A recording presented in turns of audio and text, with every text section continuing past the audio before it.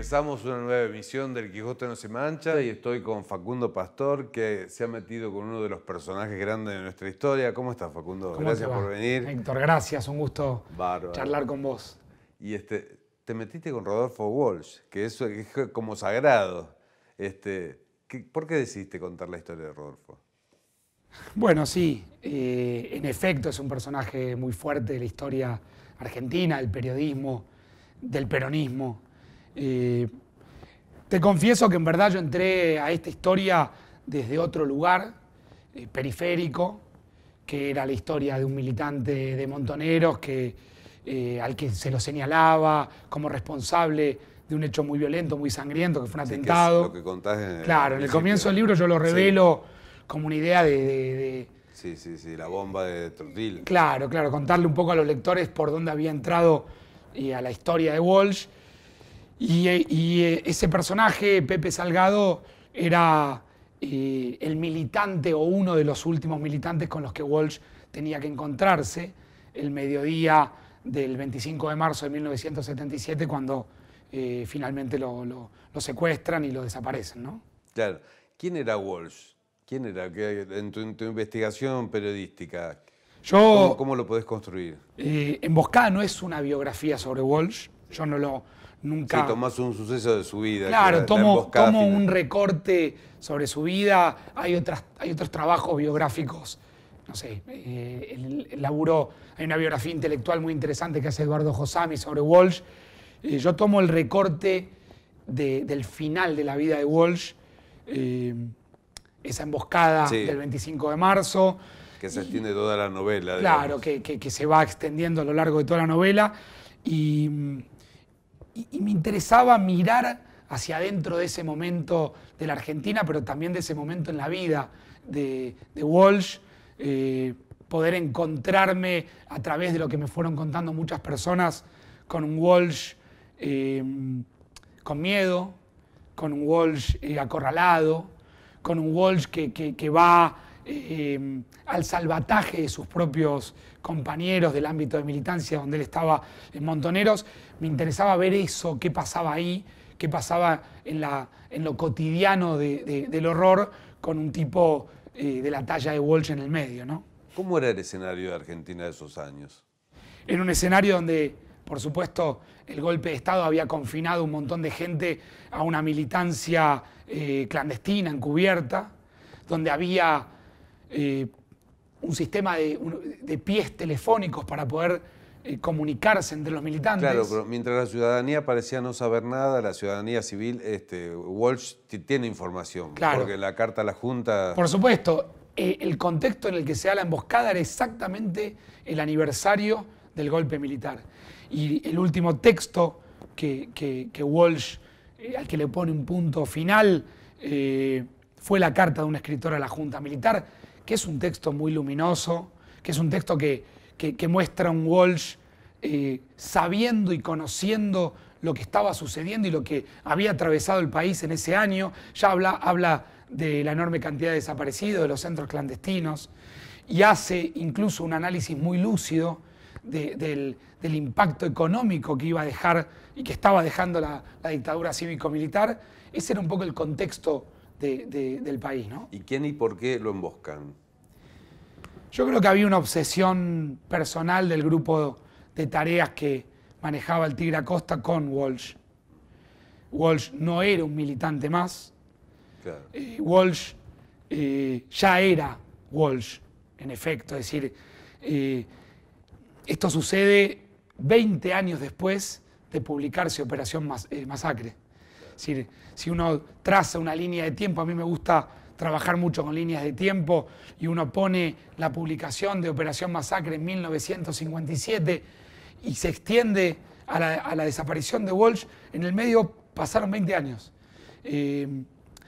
Montoneros le había hecho saber, por ejemplo, a Walsh que en la tarea previa de lo que fue el fusilamiento, el secuestro, el fusilamiento de Aramburu, ellos habían trabajado intelectualmente con varios libros, entre ellos Operación Masacre. Claro. Es decir, Walsh ya era Walsh, ya había escrito Operación Masacre, ya había publicado Quién mató a Rosendo, el caso Satanowski, más allá de toda su obra literaria, y ya se había ido a Cuba a participar de la experiencia de prensa latina, había vuelto, había trabajado en el periódico de la CGT Los Argentinos. Bueno, todo eso era Walsh. Había una obsesión, y había una obsesión clara de secuestrarlo, de emboscarlo y secuestrarlo y tenerlo vivo. Sí, y había una creencia de que esa prosa argentina, digamos, tenía una funcionalidad política. Leía en el prólogo de los cuentos completos que Piglia lo relaciona con Sarmiento, con el Facundo, que eran libros que tenían un objetivo político,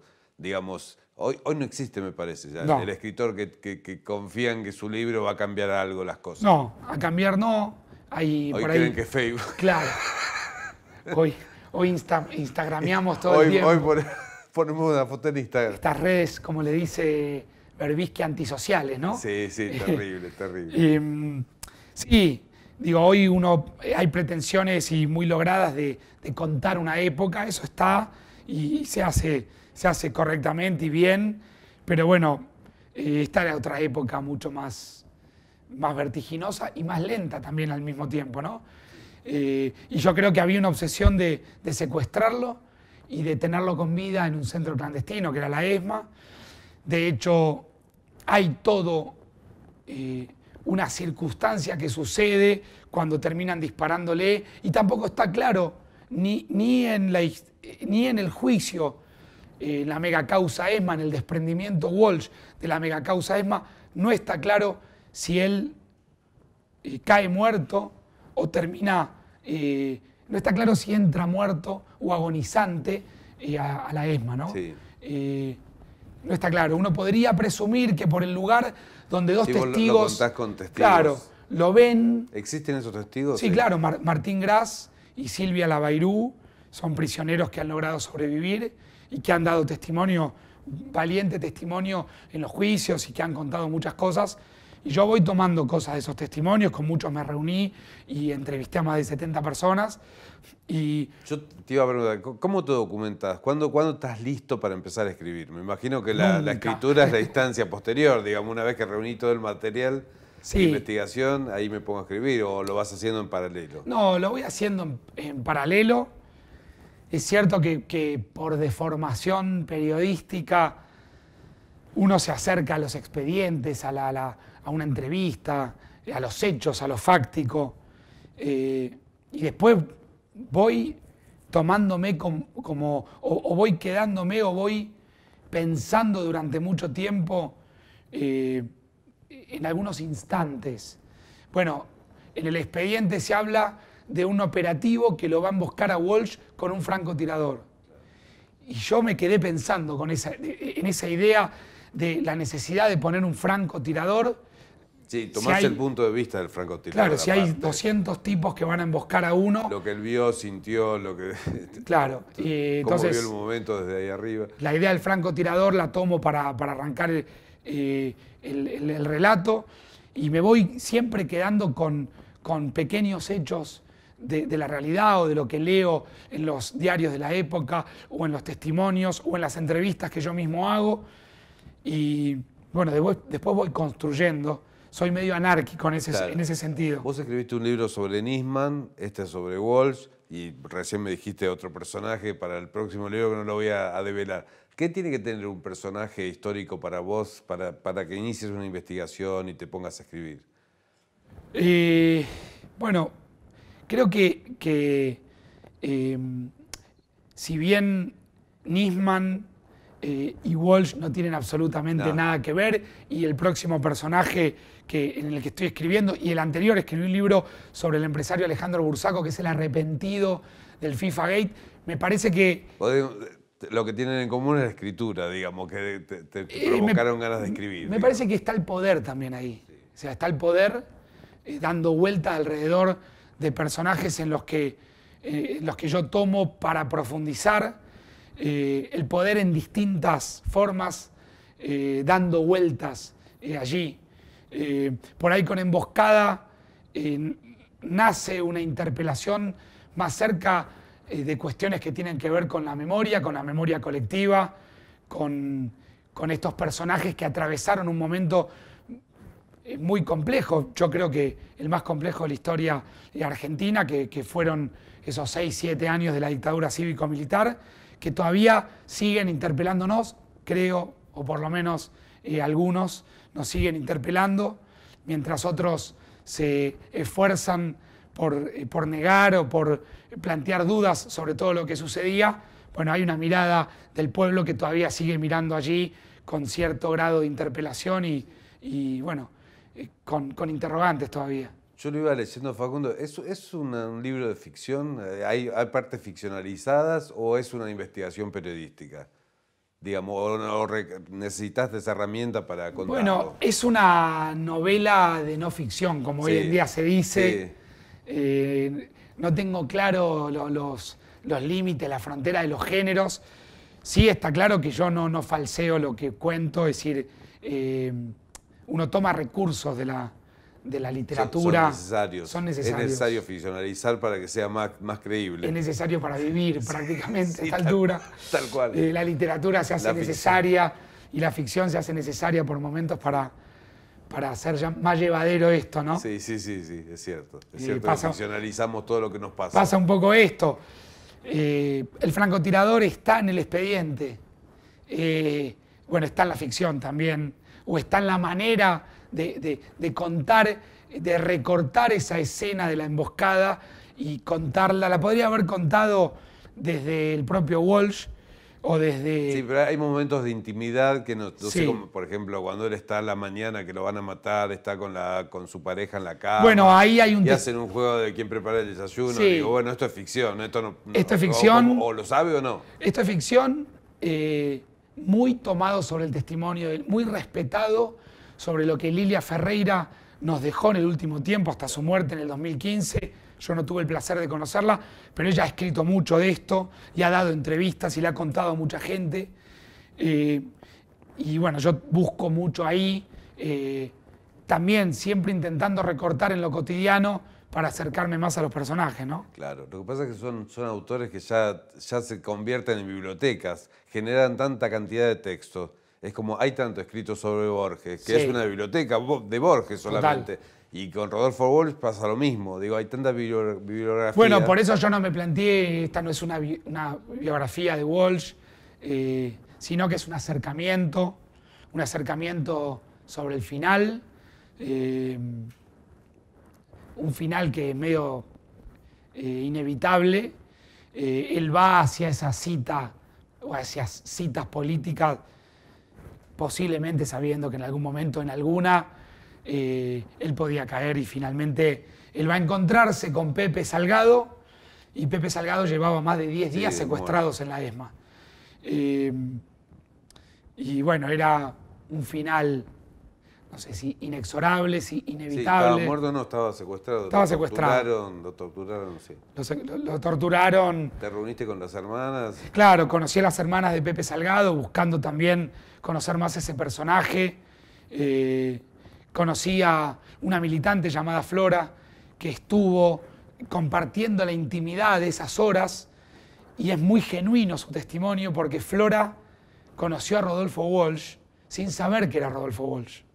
Y a mí eso me parece que tiene una, digamos, que tiene una virginidad en un punto muy adecuada, en no sabía que era Walsh. Claro, esa inmortalidad que tiene la dio el paso del tiempo, digamos. Ella estaba en un ámbito, en un grupo, en pareja con una persona, esa persona desaparece, ese grupo siente la necesidad de cobijarla a Flora, es el propio Walsh quien va y ordena cobijarla, la sacan de la capital, la llevan a una casa en Lanús, a donde Walsh iba y volvía, necesitando saber cómo habían sido los últimos minutos de su pareja, de su compañero.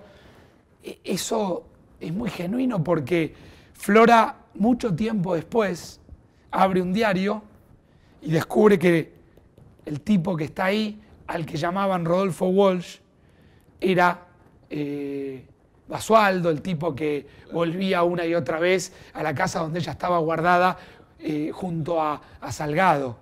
Bueno, Flora, necesito que me cuentes qué veías, Claro. quién era, cómo estaba vestido, cómo volvía, cómo eran sus miedos. Claro, porque también deben correr muchos mitos sobre estos personajes. Por supuesto. Viste que tenía inteligencia, Bueno, que era la inteligencia de... A lo largo de la publicación de Emboscada, que es un libro que sigue girando y sigue generando conversación, que en definitiva creo que a los escritores es lo único que nos importa y a los periodistas también, es seguir allí y que siga dando vuelta. Yo he visto y he leído un sinfín de cosas publicadas con Walsh con un nivel de certeza tremendo. Que Walsh era esto, que Walsh estaba acá, que era el autor de tal cosa, que era el autor intelectual. Sí, sí, sí. Que yo me pregunto, ¿Quién sabe, aparte? Casi te diría con una envidia que las que sigo pensando, ¿de dónde sacan esa información? ¿Quién aporta datos sobre los desaparecidos con tanta certeza? Claro. ¿A quién entrevistaron? ¿A quién entrevistaron o quién reveló tal o cual dato? Eso me hace pensar que todavía hay muchas cosas ahí que no sabemos, que no conocemos, que esta es una historia incompleta, que es una historia abierta, que casi Emboscada es un libro que los invita a decir, bueno, si tienen los cuentos de Walsh, Sí. devuélvanlos. Claro, Pasaron muchos años. sí. ¿Vos estabas preocupado porque fuera un libro verdadero o verosímil, digamos? Que fuera creíble dentro de la escritura o que fuera verdadero. Yo estaba preocupado con que fuera un libro sencillo, Que se pudiera leer. simple. Que gustara. Sí,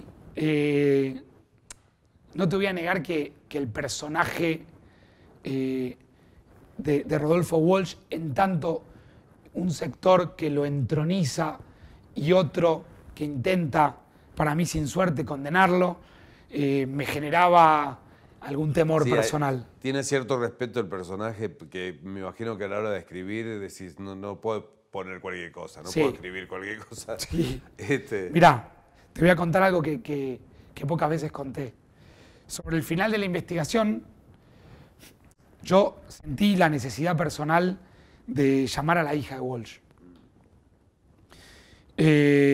No para pedirle una entrevista, ni siquiera para chequear información, sino para contarle que yo estaba escribiendo un texto que atravesaba la historia de su papá. En definitiva es una hija. sí. En definitiva no. Sí, Antes que cualquier otra cosa, es la dueña de la memoria, era su digamos. papá. De la memoria del padre. Y bueno, y eso sucedió. Sucedió gracias a Miriam Bregman, que es su abogada. Ellas juntas, Patricia ha tenido mucho que ver con el trabajo que se hizo en el ámbito parlamentario sobre la memoria colectiva, y etcétera, etcétera. No hace falta que yo diga nada de eso, está eso publicado y se sabe. Y Miriam y ella hicieron un alegato muy interesante, fueron querellantes, lógicamente, en el juicio. Yo tenía la necesidad personal de decir, che, mirá, Patricia, yo tengo esto, por acá va mi historia, y bueno, yo tuve un encuentro con ella muy, muy íntimo y muy cercano, donde le conté, Patricia, tengo esto, pasó esto, averigüé esto, llegué hasta acá, pude saber tal cosa sobre dónde podrían llegar a estar los cuentos, entrevisté a tal persona, ¿cómo lo ves? Claro, necesitabas cierta autorización, entre comillas, de ella. Yo creo que ella no planteaba una autorización ni nada, pero... No y planteó anduvo eso. bárbaro eso y bueno, yo le conté lo que había en un punto podido conseguir y fue un encuentro que estuvo buenísimo y bueno. Facundo, para ir terminando, ¿cuál es tu relación con la literatura? ¿Sos un periodista que hace investigaciones periodísticas y saca temas de la actualidad y de la historia más reciente? ¿O podés escribir todo tipo de ficción? ¿Se te ocurren, libros de ciencia ficción, por ejemplo? Bueno, Que no tenga ninguna atadura, quiero decir. Estoy muy lector últimamente, cada vez más lector. Por eso veo mucho tu programa y para enterarme cosas y escucharlos a los escritores. Me gustaría, por supuesto, iniciar un camino más profundo. Creo que si bien tuve encuentros casi que se parecerían a un taller con Juan Carrá, quien aprecio mucho y a quien recomiendo que lean porque es muy lindo lo que hace, Tiene sus que venir al cuentos. programa. Lo tenés que invitar al Sí, programa y su... Yo leí Nieri, creo. Sí, sí, es muy interesante lo que escribe Juan. Creo que hay que profundizar conocimientos y bueno, por ahí ahora que termino, estoy en la finalización de otro libro, o en el final de otro libro, mejor dicho, meterme en un taller y profundizar un poco y después ver qué sale, escribir para seguir vivos, ¿no? Y la última pregunta que te hago, ¿sabes por qué escribís?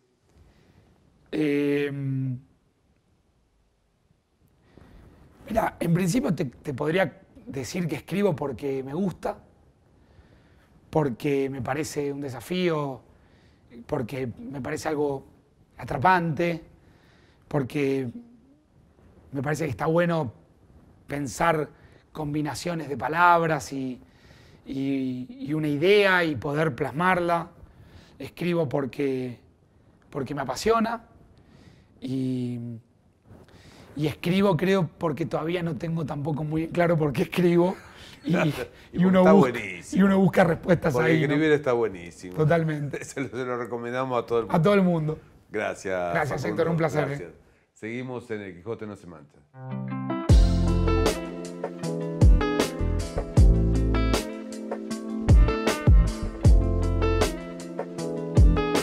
Mariana, tenemos tu versión lectora. Si vos tenés que regalar libros o recomendar libros, a ver, ¿qué me recomendarías?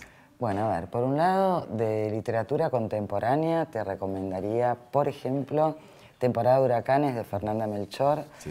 que es un libro increíble, el trabajo que tiene con las voces, los capítulos, no sé si lo leíste, pero cada capítulo parece una catarata que cae, tiene un trabajo con la puntuación y con las voces admirable, así que es un prodigio ese libro. Está en Argentina Fernanda Melchor. Sí, está ahora acá Sí, en el sí, Malva, ¿no? sí, sí, sí. Un cariño para ella, sí, Sí. muy admirada y querida Fernanda Melchor.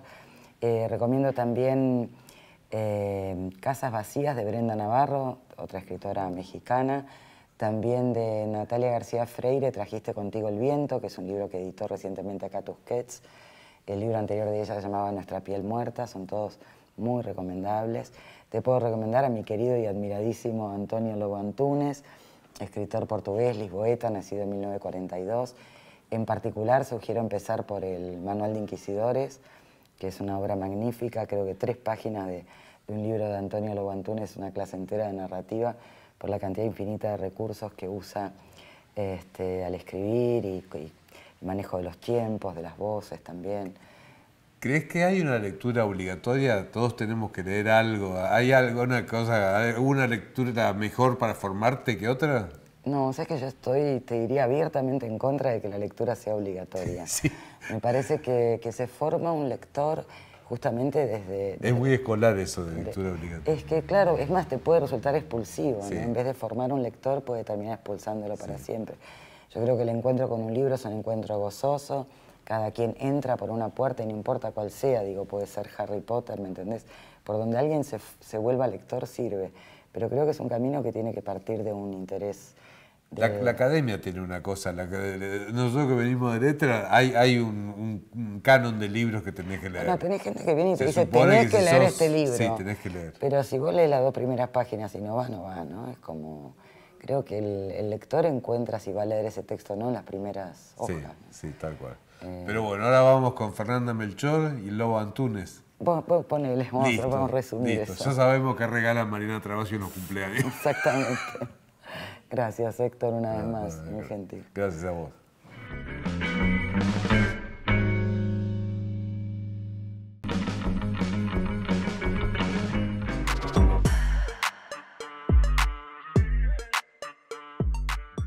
Ella atendía el teléfono con un hilo de voz robado a las divas de la época de oro del cine argentino.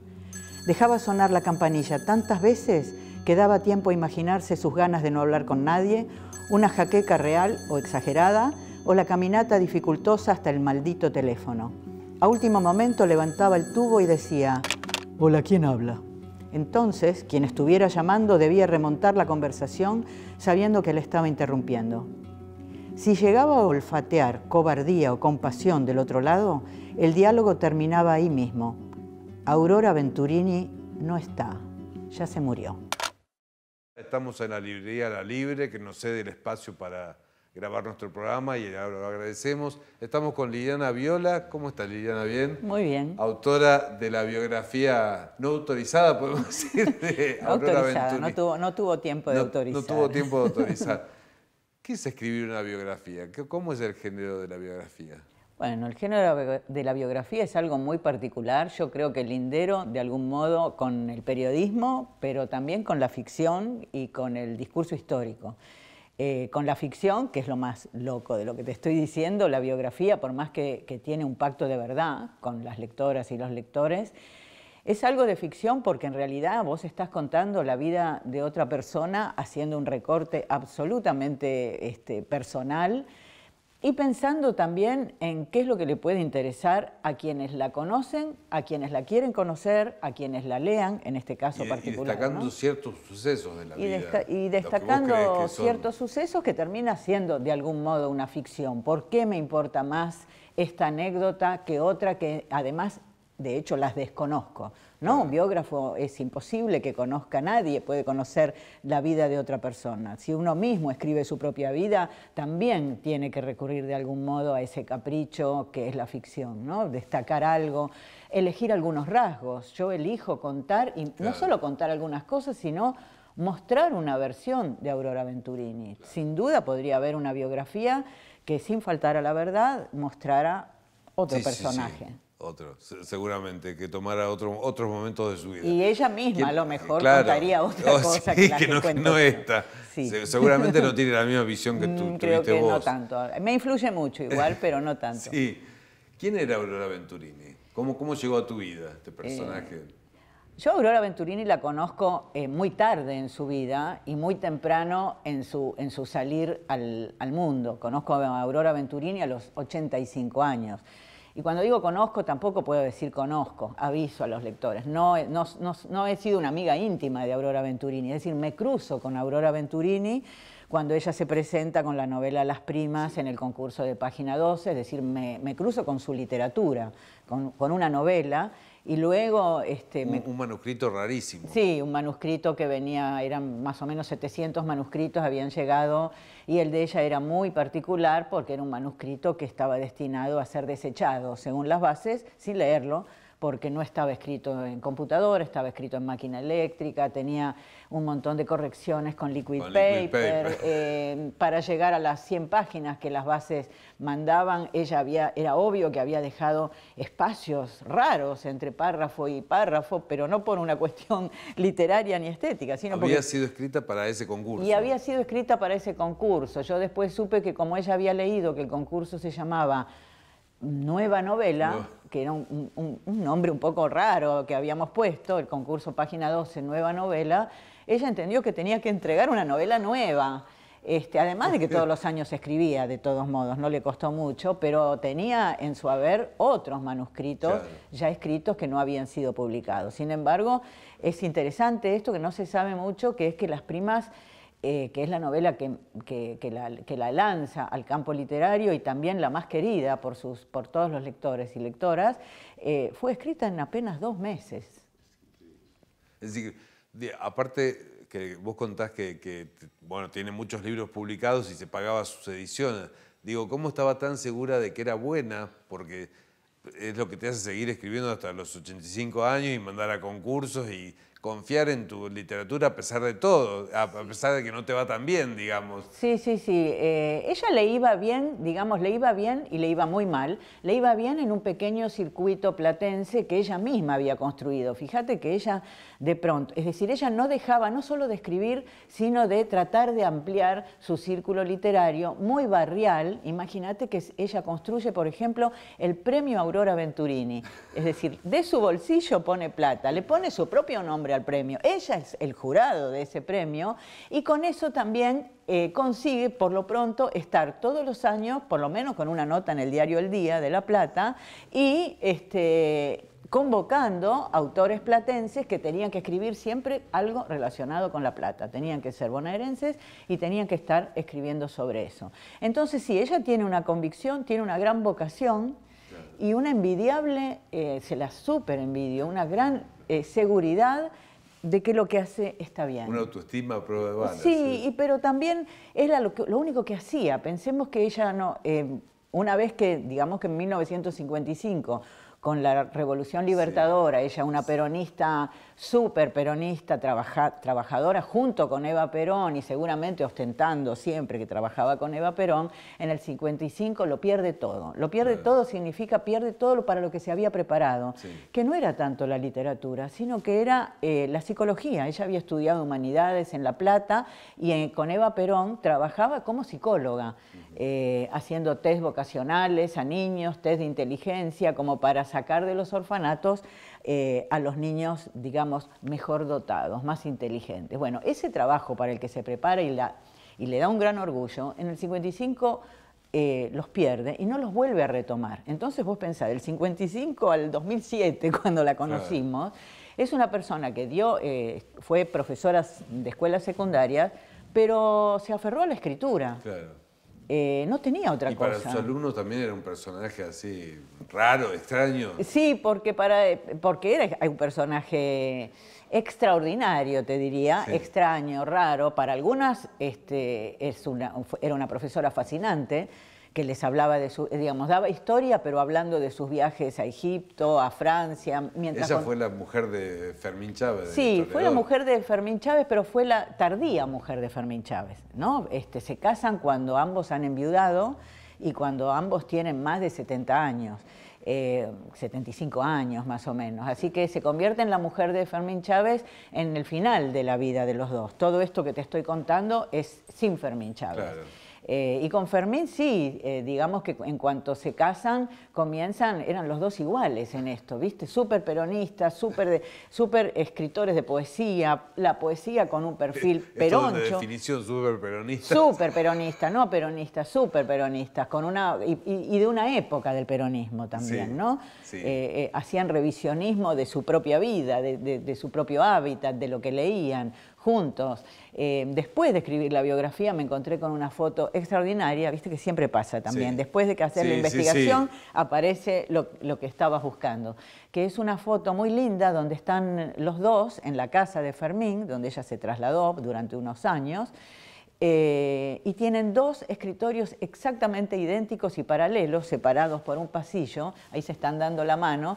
y tienen realmente una parva de libros, todos libros antiguos, ¿no? Leían todos, iban a las librerías de viejos de... ¿Qué leía Aurora, sabés? ¿Pudiste reconstruir? Sí, contás algo de eso. Sí. Tiene su canon literario. El canon literario está formado sobre todo... el canon literario no es peronista como es el de Fermín Chávez, claro.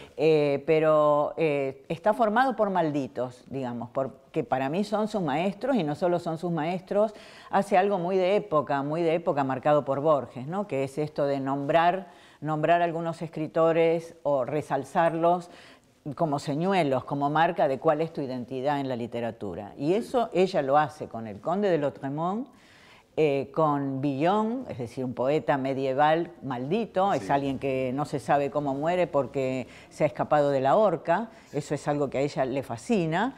De hecho, hace una biografía de Villon y que la retoma y termina esa biografía para que la gente sepa cuán verdad es lo que ella ha investigado de un poeta medieval, que hace como una suerte de... Inchequeable. Pero reconozco que investigaba bibliografía en un momento en que no había internet, ¿no? Así que iba a Francia, se compraba libros. No obstante toda esa investigación, ella hace un juego de la copa, convoca a Villon en la misma biografía. Villon viene, le hace algunas pequeñas correcciones, por supuesto, y avala lo que está escribiendo. Es decir, ese es el universo de Aurora Venturini. Por un lado, una investigación, la elección de malditos, Rimbaud es el otro. Rimbaud está citado, y mal citado, porque lo cita de memoria, lo cual es un grave problema para traductoras y correctores de su obra, porque me llaman a decirme, pero Rimbaud no dijo esto así. Pero lo dijo Aurora Venturini. Bueno, Aurora Venturini tiene su propio Rimbaud, su propio Lautréamont, que cita constantemente, no mintiendo, pero bueno, como uno cita de memoria sin decir cito de memoria. Así que lo que hemos tanto en la biografía como... Genera una gran ternura, porque todo Sí. lo que contás es amoroso. Es amoroso y también está asociado a esto que vos decías al principio, esa confianza en sí misma. Bueno, como yo lo digo es también, Sí. hay algo de eso, ¿no? O como yo lo recuerdo, es interesante que los demás lo lean. Sí, y le llegó, perdón que volvemos al principio, pero le llegó ese manuscrito, ese mamotreto, Sí. con liquid paper, ¿y qué hicieron? Dijeron, Bueno, en principio era un manuscrito, me llegó a mí, yo no quiero parecer, porque sé que parece como que fuera la descubridora. Sí, sí. No, me llegó a mí porque yo era la que dirigía al jurado de preselección, donde estaba Mariana Enríquez, Claudio Seiger, Marisa Vigliano, y después llamamos a Alicia Plante para que nos ayudara porque llegaban un montón de manuscritos. Es decir, me llegó a mí primero. Y yo lo leí porque pensé, mis compañeros, que ya están repodridos, están muertos de leer Claro, tantas claro. novelas, Tener un concurso, van a decirme que hay que tirarla sin leerla porque había que tirarla sin leerla. Entonces digo, bueno, les voy a dar una oportunidad. Me gustó Fuiste el piadosa, Sí, digamos. fui piadosa. Vi que se llamaba Las Primas, que dentro de títulos aberrantes que aparecían en ese concurso, Las Primas me pareció un título muy digno realmente. Parecía un grupo de música. Claro, exactamente. Me remitió a un grupo de música, bueno, una historia familiar que a su vez no era ni la madre ni las hermanas, que de hecho es con lo que me encontré, ¿no? Me parece que una de las genialidades es tomar la familia por justamente este parentesco tan raro que son las primas, ¿no? Y bueno, abrí la primera página y la primera página, ya no hace falta que diga porque casi todo el mundo ha leído Sí. Las Primas, me impactó por cómo empezaba. Mi madre es maestra Sí, de sí. puntero, Claro. bueno, el modo en que hablaba de una maestra de época, el humor que ella había ahí cuando hablaba del chico que ponían al burro, que lo Al ponían con burro. orejas de burro, y el modo en que ya estaba denostando a esa familia perfecta en la que ella no había vivido. Seguí leyendo y no es que me pareció una maravilla, me pareció algo realmente completamente original que a cada página podía realmente desbarrancarse. ¿Te impactó eso, la originalidad del texto? Me impactó la originalidad, el riesgo, lo políticamente incorrecto que era, literariamente cómo se iba hacia lo anticuado, ni siquiera hacia lo antiguo, cómo por momentos las palabras que usaba, la sintaxis sobre todo, ¿no? Una sintaxis tan personal. ¿Podías adivinar que era una persona grande que lo había escrito o no? No lo adiviné. El que lo adivinó fue uno de los jurados, que es Juan Forn, Sí. que es el único. Todo el mundo pensaba que era un ensayo vanguardista o alguna broma de alguna alumna de Puan. No, esto es en serio. Claro, esto es en serio. Escribe Dijo, así. Juan Forn dijo, esto es en serio. Él leyó lo que hoy, muy entre líneas, no, lo que hoy cuando leemos a Venturini decimos, sí, obviamente, por ejemplo, escribe, todo transcurre siempre en La Plata. Yo ni me había dado cuenta que era en La Plata. Él dijo, ojo, esto es una vieja loca de La Plata. Que bueno, es una buena definición si tomamos loca en un sentido muy amplio y amoroso. Sí, sí, sí. Ella estaba preocupada porque cuando escribía la biografía de los autores, la gente supiera que era verdad. ¿Vos tenés esa misma sensación? ¿Tenés esa cosa con la realidad que el que lee tu libro va a conocer a Aurora Venturini tal cual era o no? Y no. Eso es lo que quiere cada biógrafo, realmente que la gente crea que esa es la definitiva Aurora Venturini. Pero el problema que yo tengo... sí. Vos escribiste otra biografía de Migré, ¿no? La de Alberto Migré, sí. Digo, siempre de narradores. Sí. Siempre... Sí. Podríamos buscar algunos paralelismos, sobre todo los encuentro en la escritura, más Sí. que entre ellos dos.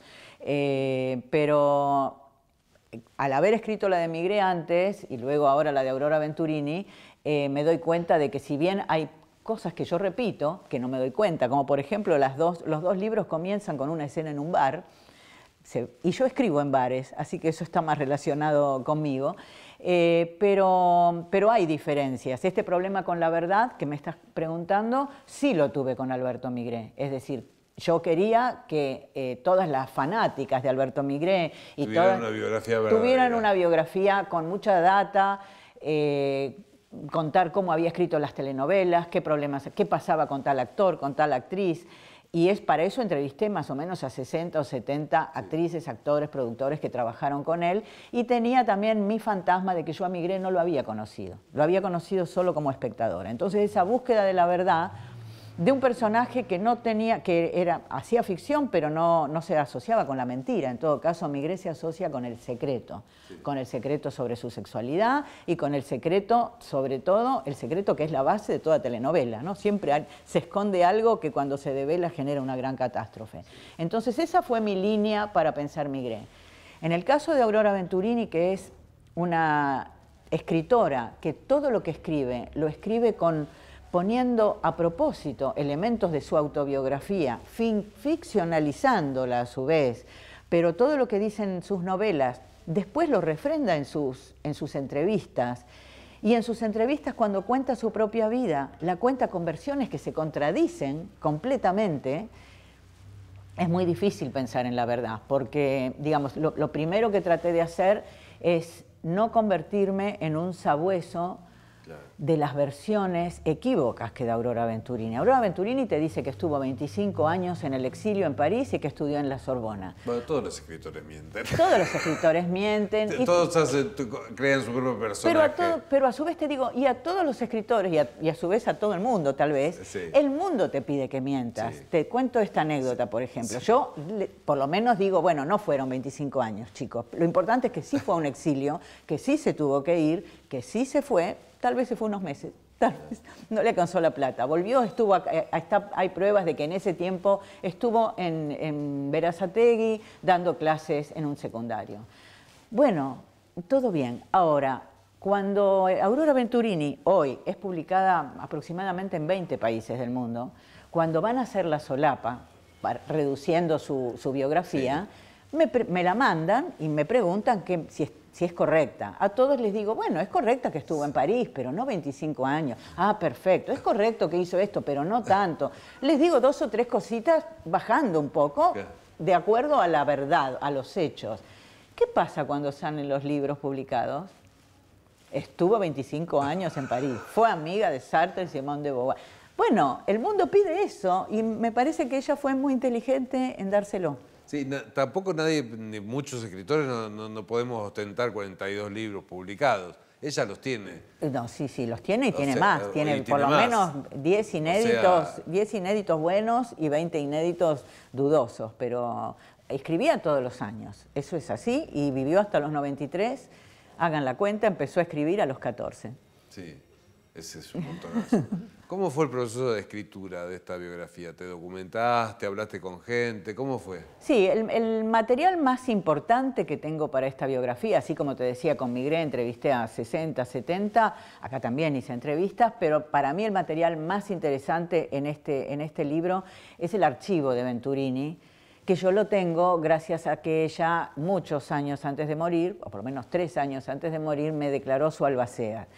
Esto hace que todos los manuscritos que ella escribía me los iba mandando y que no están publicados, imagínate, porque escribía uno por año, y los que había escrito y estaban publicados y no se consiguen también. Es decir, yo me he leído esos 40 y pico más de libros que vos me estás diciendo y yo trato de no decir que ella cuenta su vida en los libros, que es lo que nos ha dicho y no es tan... Los títulos son lindísimos. Y los títulos son Nosotros todos... los Caserta, sí. Son bárbaros. El marido de mi madrastra, te hace pensar... Ya el título ¿Es una novela de Migré? Sí. Es la cuñada. Claro, sí. Total. Bueno, las cuñadas serían las primas. Y el marido de mi madrastra es un misterio. ¿Quién es el marido? Mi padre, el segundo marido de la mujer de mi padre. Bueno, es...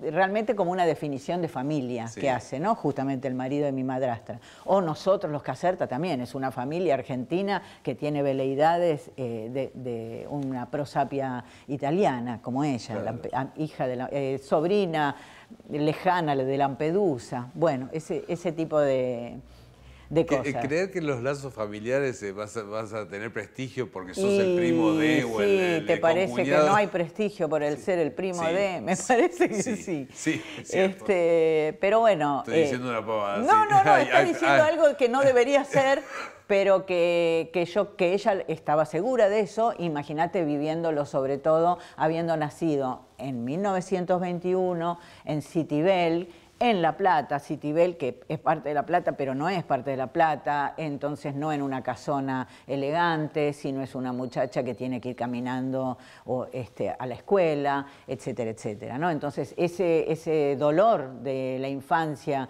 de no pertenecer a alguien que le interesa muchísimo pertenecer, es lo que hace que ella vaya buscando personajes ilustres, viajes increíbles, viajes que los hace, ¿no? Eso es lo que tiene Aurora Venturini. Vos decís, bueno, eso me han dicho mucho, mirá que es una mentirosa. Bueno, es una mentirosa que en la década del 50 nadie viajaba a Europa de este país, ¿no? Era un país que no teníamos esta idea con el dólar, no, viajaba la clase alta. Sí. Cuando yo era chico en los 70 Cuando yo era tampoco. chico en los 70 57 tampoco. años y en los 70 mis viejos ni soñaban. No, yo me acuerdo que...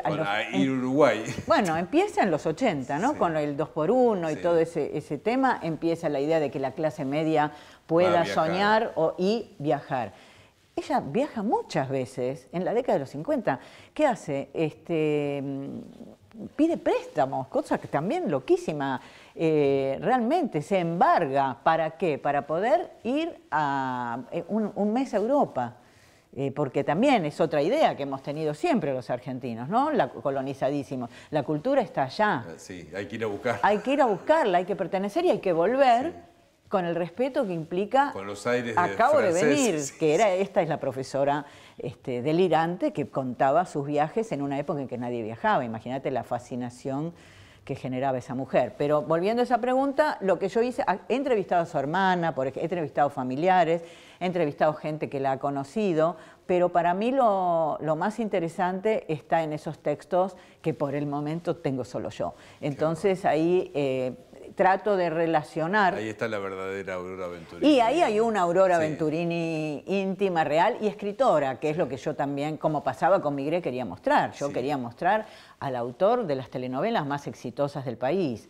Acá quiero mostrarte a la autora capaz de haber, esto que decís, haber nunca detenido su trabajo de escritora, haber llegado a ganar un premio y haber escrito novelas tan extrañas. Te hago la última pregunta. Yo siempre pregunto por qué escribís.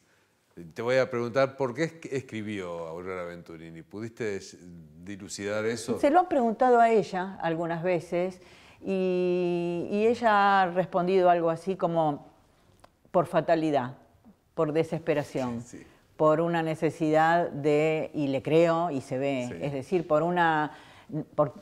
porque en otros escritores podés ver algo menos pasional, pero en ella es eso. Aurora Venturini escribe por fatalidad, por no poder decir de otra manera cosas que ni siquiera ella sabe que quería decir. Gracias, Liliana. Gracias a vos. Gracias. Seguimos en El Quijote no se mancha.